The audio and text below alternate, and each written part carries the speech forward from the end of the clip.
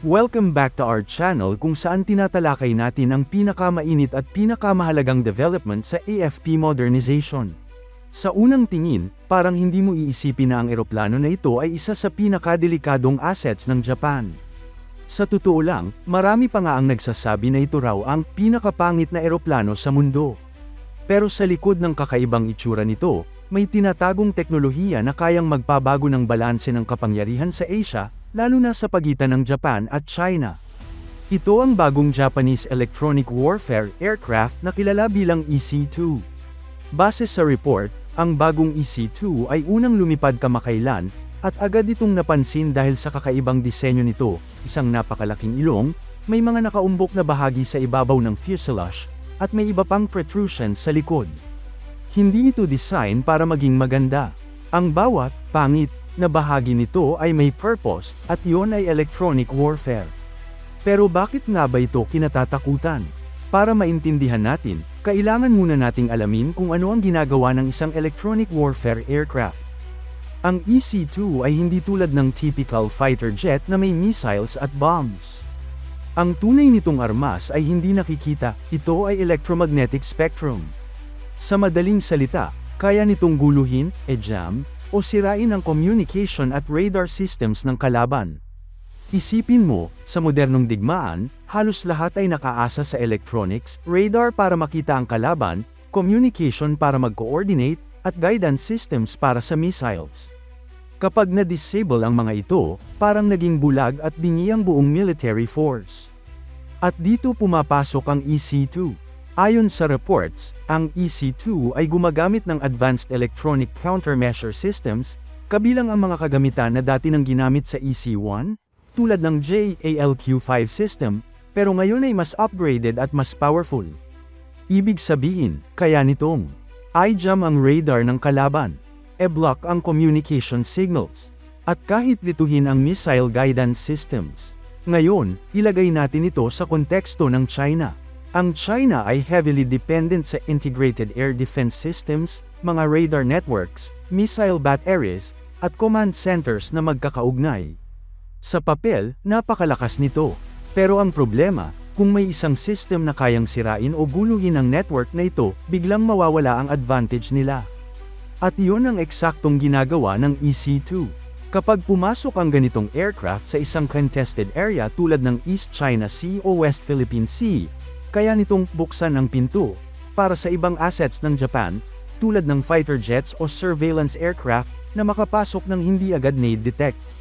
Sa madaling salita, force multiplier ito. Hindi lang ito simpleng eroplano. Isa itong strategic tool. Ngayon, pag-usapan natin kung bakit kakaiba ang disenyo nito. Kung mapapansin mo ang EC-2, puno ito ng mga nakaumbok na bahagi sa ilong, sa itaas, at sa gilid. Ang mga ito ay tinatawag na fairings, at dito nakalagay ang iba't ibang sensors, antennas, at electronic warfare equipment. Hindi ito ginawa para sa aerodynamics. Ginawa ito para sa functionality. Bawat umbok ay may sariling role, may pang-detect ng signals, may pang-jam, at may pang-analyze ng electronic emissions ng kalaban. Parang lumilipad na command center ito sa ere. At dito lalong nagiging delikado ang sitwasyon para sa China.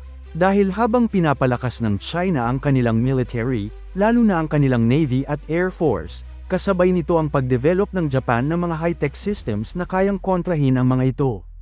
Halimbawa, ang Japan ay may sarili ring maritime patrol aircraft tulad ng Kawasaki P-1, na specifically designed para mag-detect ng submarines at surface ships gamit ang advanced radar at sensors. Ngayon, isipin mo kung ang EC-2 at P-1 ay gagamitin ng sabay. Ang EC-2 ang magja-jam ng radar at communication ng kalaban, habang ang P-1 naman ay tahimik na maghahanap ng targets. Deadly combination. At hindi lang yon. Ang EC-2 ay bahagi ng mas malaking strategy ng Japan, ang pag-modernize ng kanilang military capability nang hindi direktang umaasa sa offensive weapons. Sa halip na mag-focus sa attack, nag-i-invest sila sa information dominance. Sa modern warfare, hindi na sapat ang dami ng missiles o ships. Ang tunay na laban ay kung sino ang may mas malinaw na impormasyon, at kung sino ang kayang kontrolin ang information ng kalaban. At dito lamang, may malaking advantage ang EC-2.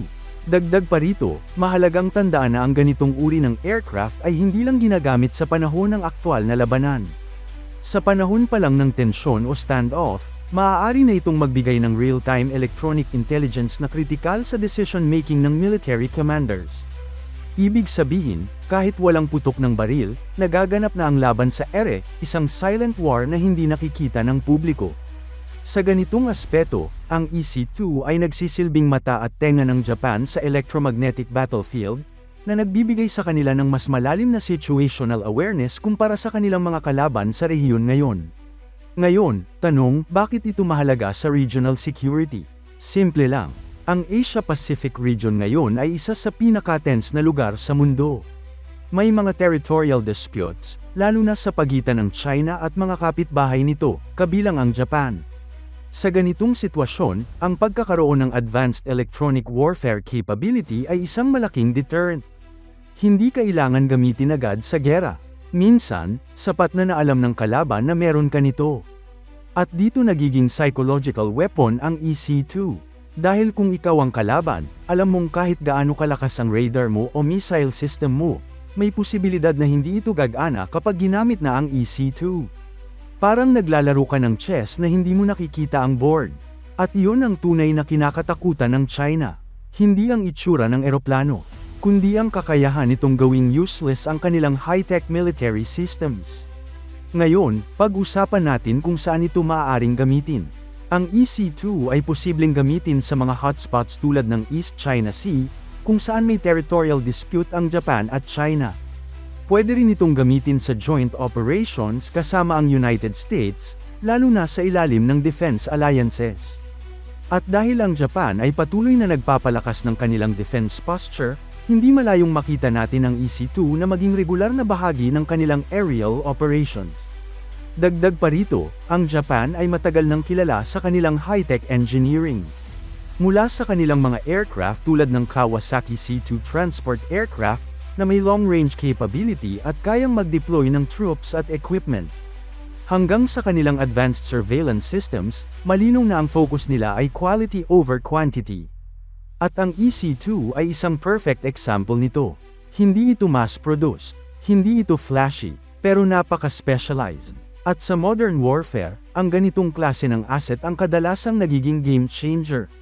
Sa huli, ang tanong ay hindi kung gaano ito kaganda. Ang tanong ay kung gaano ito ka-effective.